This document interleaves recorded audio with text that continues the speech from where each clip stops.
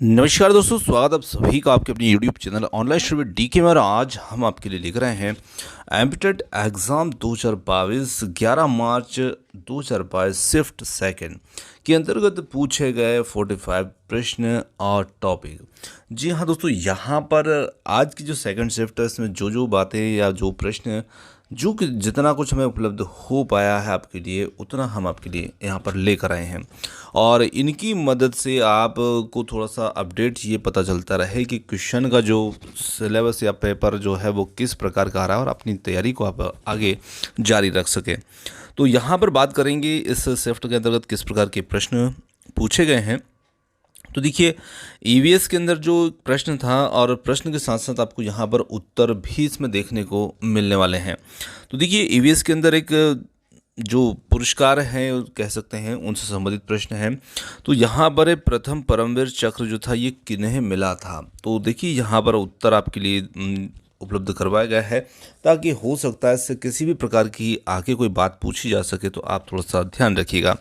तो देखिए, मेजर सोमनाथ शर्मा जो कि 31 जनवरी 1923 से 3 नवंबर 1947 तक भारतीय सेना की कुमाऊं रेजिमेंट की 4थी बटालियन की डेल्टा कंपनी के कमांडर थे और जिन्होंने अक्टूबर नवंबर 1947 के भारत पाक संघर्ष में हिस्सा लिया था और उन्हें भारत सरकार ने मरणोपरांत परमवीर चक्र से सम्मानित किया था। अतः वो परमवीर चक्र पाने वाले जो थे प्रथम व्यक्ति थे। तो यहाँ पर उनसे संबंधित प्रश्न जो था आज ईवीएस के अंतर्गत पूछा गया था। आगे यहाँ पर बात करें अगले प्रश्न की, तो अगला प्रश्न पूछा गया था रोग से संबंधित और यहाँ पर ये भी ईवीएस के अंतर्गत पूछा गया प्रश्न था। तो पीलिया में कौन सा अंग जो है ये प्रभावित होता है। तो देखिए, वैसे तो पीलिया के अंदर हम देखें तो जो मुख्य रूप से हमारा अंग होता है वो जिसे हम यकृत या लीवर भी कहते हैं वो प्रभावित होता है। परंतु हम देखते हैं कि जो पीलिया होता है तो हमारी जो त्वचा होती है, हमारी जो आँखें होती है, ये भी इनका रंग भी पीला हो जाता है। तो थोड़ी सी बात और इसके बारे में समझते हैं। देखिए, वायरल हेपेटाइटिस या इसे जॉन्डिस भी कहा जाता है। तो जॉन्डिस साधारण लोगों को साधारण लोग जो हैं इसे पीलिया के नाम से जानते हैं और ये रोग बहुत ही सूक्ष्म विषाणु या वायरस से होने वाला, विषाणु वायरस एक ही बात है, से होने वाला रोग है। इस रोग जो होता है शुरू में धीमी गति से होता है और मामूली सा लगता है, परंतु बाद में यह उग्र रूप धारण कर लेता है। तो रोगी के जो आँखें, नाखून वगैरह जो होते हैं ये सब पीले दिखते हैं और इसी वजह से इसका नाम पीलिया पड़ गया है। और जिन वायरस से ये होता है उनके आधार पर मुख्यतः पीलिया 3 प्रकार का होता है, जिसे हम वायरल हेपेटाइटिस ए और वायरल हेपेटाइटिस बी तथा वायरल हेपेटाइटिस नॉन ए और नॉन बी के नाम से जानते हैं। तो आगे बढ़ते हैं और अगले प्रश्न को देखते हैं। अगला प्रश्न जो पूछा गया था, यहाँ पर पूछा गया था आपदा प्रबंधन की स्थापना जो है ये कब हुई थी। तो देखिए, आपदा प्रबंधन की स्थापना जो राष्ट्रीय आपदा प्रबंधन संस्थान है, अब देखिए वहाँ पर हो सकता है शायद संस्थान ना पूछा गया हो या किसी भी प्रकार से प्रश्न को पूछा गया, पर ये प्रश्न पूछा गया था कि इसकी स्थापना कब हुई थी।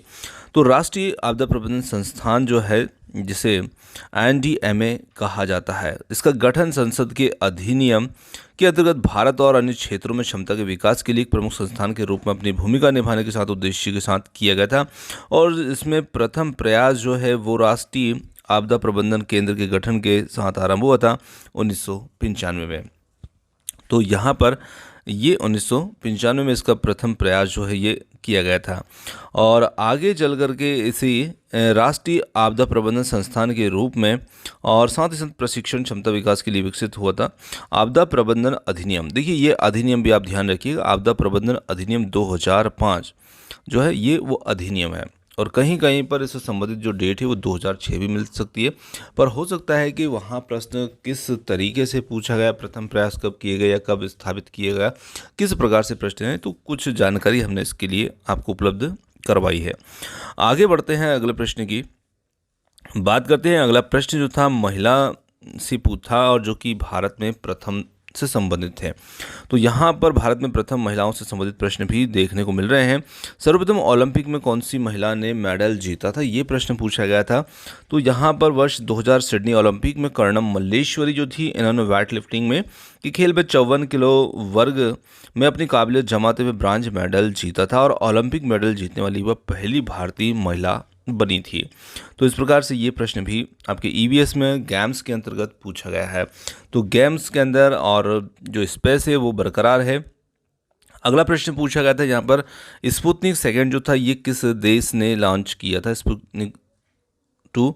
तो ये रूस ने लॉन्च किया था और यहाँ पर पृथ्वी की कक्षा में प्रक्षेपित दूसरा अंतरिक्ष यान नवंबर 1957 को और एक जीवित जानवर को ले जाने वाला पहला लाइका नामक, तो यहाँ पर देखिए ये एक जीवित जानवर को भी इसमें भेजा गया था और जो कि एक लाइका नामक कुतिया थी।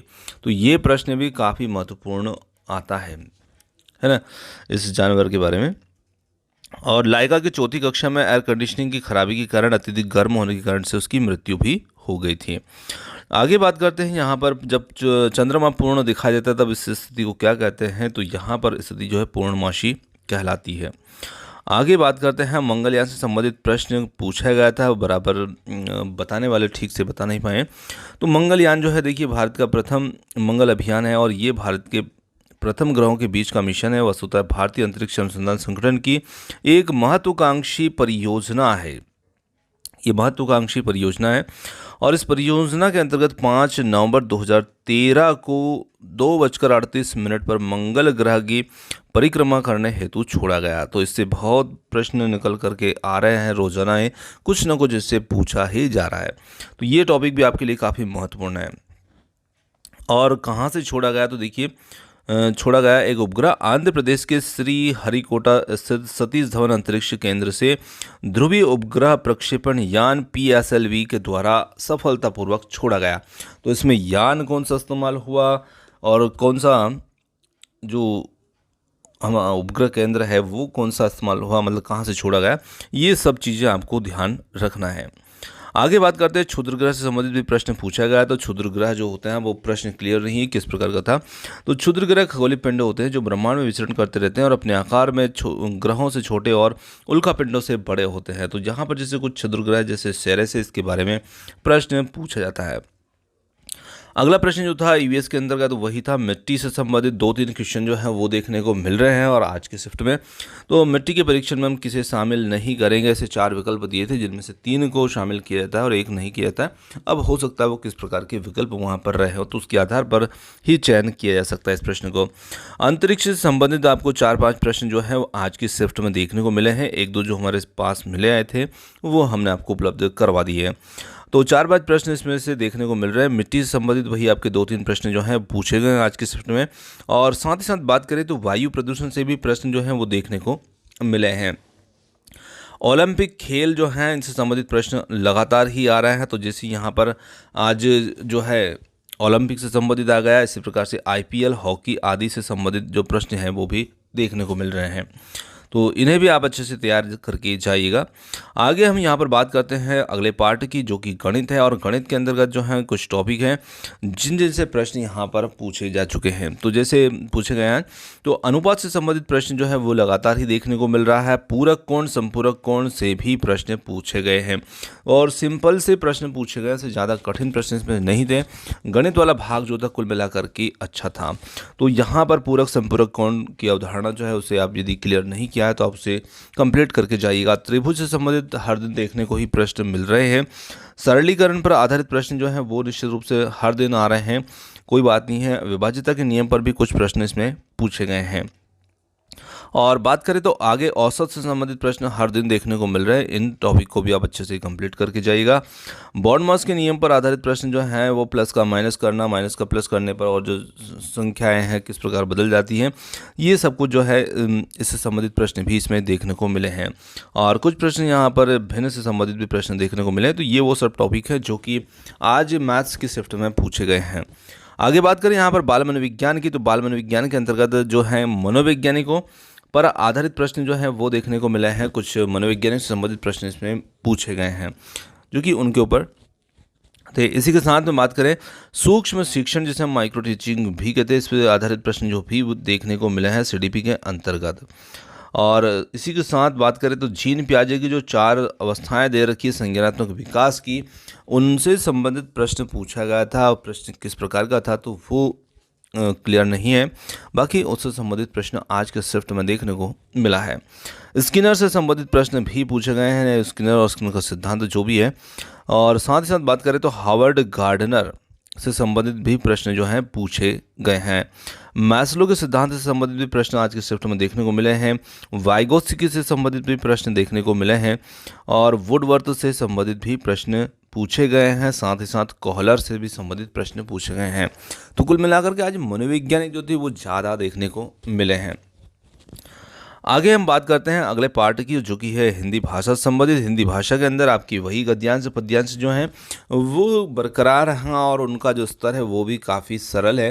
ज़्यादा कोई कठिन प्रश्न इसमें देखने को सुनने को नहीं मिल रहा है कि किसी प्रकार का ज़्यादा टफ स्तर इसमें नहीं है।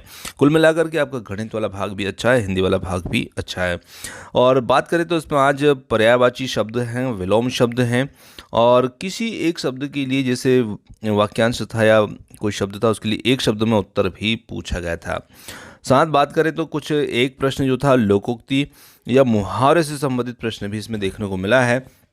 और भाषा अर्जन से संबंधित प्रश्न भी मतलब हिंदी पेडागोजी जो थी उसमें भाषा अर्जन से कुछ क्वेश्चन थोड़े से ज़्यादा देखने को मिले हैं। तो इस प्रकार से हिंदी वाला जो भाग था वो था। संधि समास आती है पर आज की शिफ्ट में देखने को नहीं मिली है, सेकंड शिफ्ट में। बाकी रोज़ाना आती है तो आप उनको भी अच्छे से तैयार ज़रूर कीजिएगा। अंग्रेजी भाषा की बात करें तो यहाँ पर इलेक्शन पर आधारित एक पैसेज दिया गया था और वही आपकी जो पोएम है, जो गद्यांश पद्यांश हिंदी में आते हैं वैसे सेम हिंदी इंग्लिश में देखने को मिले थे। और यहाँ पर जो गद्यांश पद्यांश थे वो थोड़े से बड़े कह सकते हैं उनको, और यहाँ पर जो परीक्षार्थी थे उनको थोड़ा सा स्क्रॉल करने में प्रॉब्लम होती है, क्योंकि जो पैसेज है थोड़ा सा बड़ा होने की वजह से क्या है कि पैसेज को और उसके क्वेश्चन को एक साथ नहीं देखा जा सकता था, और उसी वजह से जब वो क्वेश्चन देखते थे तो पैसेज छिप जाता है, पैसेज देखते तो क्वेश्चन छिप जाता है। ये कंडीशन थोड़ी सी, ये प्रॉब्लम इनको फेस करनी पड़ी है आज के में। और यहाँ पर यही जो पैसेज थे इन्हीं में जो नाउन है, प्रोनाउन है और एडजेक्टिव हैं, एडवर्ब हैं, कंजक्शन है, ये सारी चीज़ें जिस प्रकार से पहले से आ रही है वो सब इसमें देखने को मिल रही है। और ये सभी ग्रामेटिकल जो चीज़ें हैं ये बन पा रही हैं उन्हीं पैसेज से संबंधित जो प्रश्न हैं उनमें, और बाकी जो है वो इंग्लिश पेडागोजी जो है क्वेश्चन उसके वही हैं। तो इस प्रकार से ये सभी वो टॉपिक और कुछ क्वेश्चन थे जो कि आज आपके लिए उपलब्ध हो पाए हैं। और उम्मीद करते हैं वीडियो को यही समाप्त करते हैं। और वीडियो आपको पसंद आया तो वीडियो को लाइक शेयर, चैनल को सब्सक्राइब कर सकते हैं।